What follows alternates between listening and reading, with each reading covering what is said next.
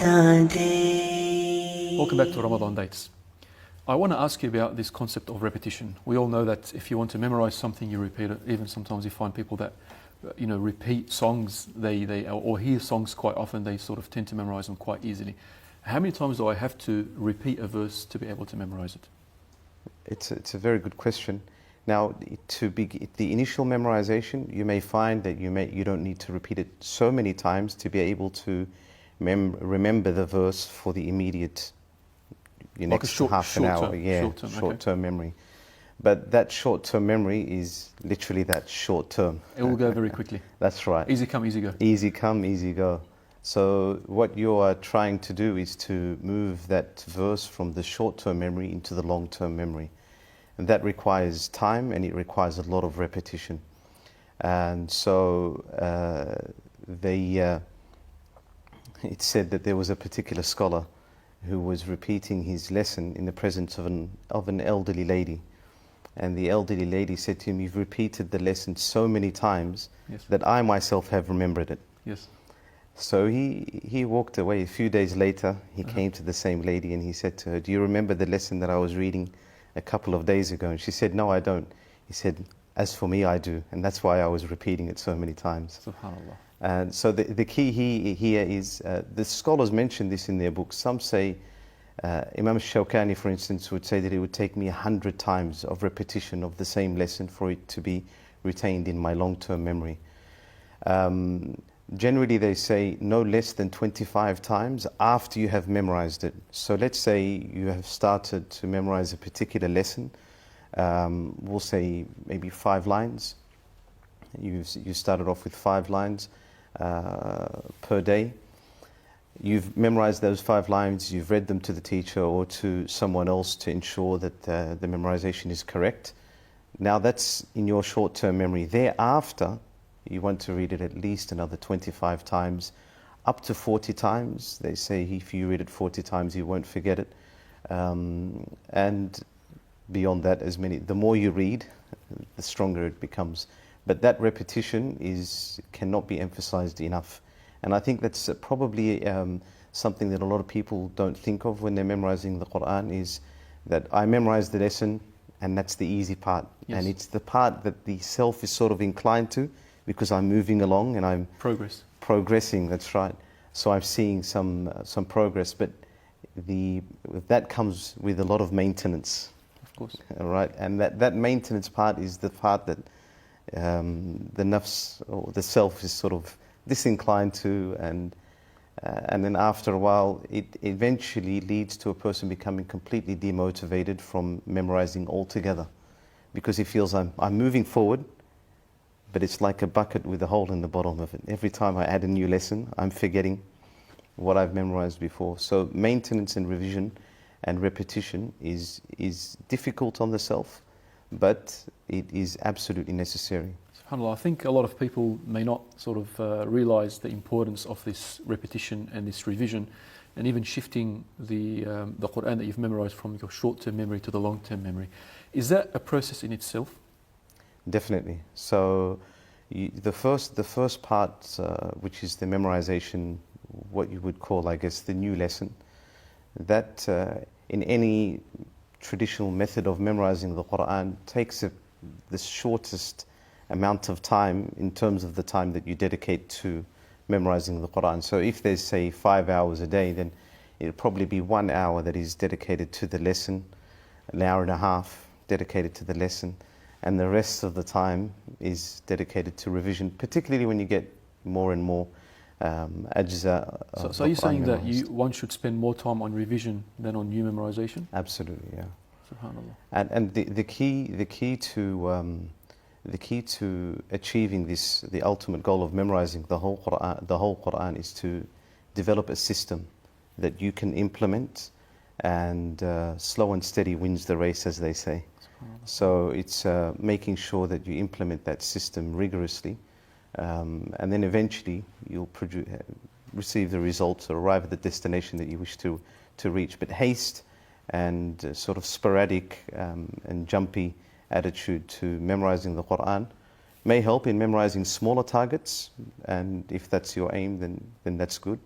But in the long-term vision of memorizing the whole Quran, it may be a little bit difficult. Is there any other strategies that you've seen work in our modern day times in terms of memorizing the Quran? There are a number of, I think, the essential elements. So as we were saying in the beginning of our meeting today, is that ensuring that you recite correctly, ensuring that you read it out loud as you're memorizing it, you're repeating the same verses again, ensuring that you've memorized it correctly. Now that unit of a lesson, how much should you memorize a day, depends really on how much time you can give. Okay. So, and for a person who's leading a busy lifestyle, which is the majority like all of us, it's definitely not something that's not achievable. Even traditionally, many people who went on to become shuyukh of qira'at in their towns and cities started off as laborers, as people who had shops in marketplaces, and they started to memorize the Quran on a part-time basis.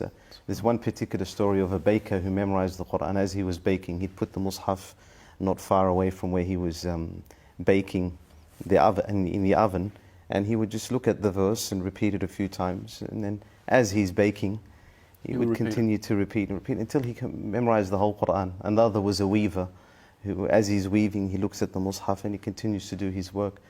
There are many examples of people who've memorized the Quran on their way to work, commuting on trains or buses or whatever it is in our modern day. So the key part here is to allocate a particular time. Yes. And so if you have a particular time that you can allocate and you're consistent on that time, eventually that's what will produce results. And even if it takes you 10 years, 20 years, one of the teachers of one of my teachers memorized the Quran in 30 years. SubhanAllah. But at the end he memorized. He memorized. So At the he end, got the result that he wanted. He got the result that he wanted. I think this gives a lot of hope for a lot of people who may think that this concept of memorizing the Quran is so unachievable because of our sort of modern day. So when you say, it takes you 10, 20, 30 years, and that's how people have done it. And the other aspect that you said, people did it while they were doing their normal job, I think that gives a lot of hope to people. Absolutely. But I want to sort of come back to a point that you mentioned, which is time. And I'm sure that managing your time and having some sort of time management plan to memorize the Quran is very, very important. What's your advice in terms of someone that wants to sort of manage their time? Should it be something in the morning? Should it be something in the evening? Is it one time slot that you need in the day? Does it depend from person to person? What are your thoughts? That's a beautiful question. First of all, you want to find a time where you are going to have least distractions, and that's different for every person. Mm-hmm. So the time where you have least distractions means that you will be able to be more focused on what you are doing in terms of memorizing the lesson. That could be on your way back, on your way to work, on your way back from work. It could be in the morning after Fajr. It could be at night before you go to sleep. But ideally, you want to combine freshness of mind, mm-hmm. which is early morning. Very important. Yeah, and also, as we said, no distractions. They're the two main elements. That time you want to dedicate to memorizing your new lesson. Okay. And then another time, doesn't have to be straight after it. Okay. It could be another time in the day where you would dedicate to revision. So you have two separate times. Okay. So a time for memorizing a new lesson and a separate time, or it could be at the same time for the revision. How much time should be allocated for each? Like, can I spend 10 minutes revising a new lesson? Is that sufficient, or does it have to be something a bit longer? How does that work, or is it dependent on the person? Yeah, it is absolutely dependent upon the person's ability to retain. So our strength of memory is different from person to person. But it also depends on how much revision you have. So the more revision you have, yes. the more time you'll have to allocate to revision, and the less for lesson. But the good news in that is that as you first start memorizing, then your mind is not trained to memorize, so it will take you a little bit longer to memorize the lesson. Okay. But as you keep memorizing, your brain's ability to memorize becomes stronger, so you need less time for lesson. And more time for the revision. But you need more time for revision. SubhanAllah. And again, as you said, this depends on the person's ability to sort of memorize. Sheikh, the memorizing the Quran and setting a time for it is something that's quite important. Can I have, like, is it something that you set, for example, is it an everyday thing? or can I do it as every second day, or is it a weekly thing? From your experience, what's worked? They all work, but the most important thing is that you have yourself a set program that you commit to. And it needs to be a workable program in the long term.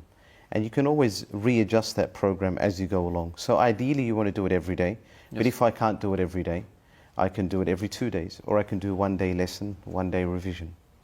Or I can commit 1 day every maybe 5 days, for example. That's fine, but as long as you have a program that you commit to, because in this regard, consistency is what produces results. SubhanAllah. So when you think about it, if you were to memorize 1 juz a year, by the end of the year, particularly in this day and age where time literally flies by the end of the year you've memorized the whole juz that you wouldn't have otherwise memorized by committing small but consistent effort. Approximately 1 line a day. We can all do that.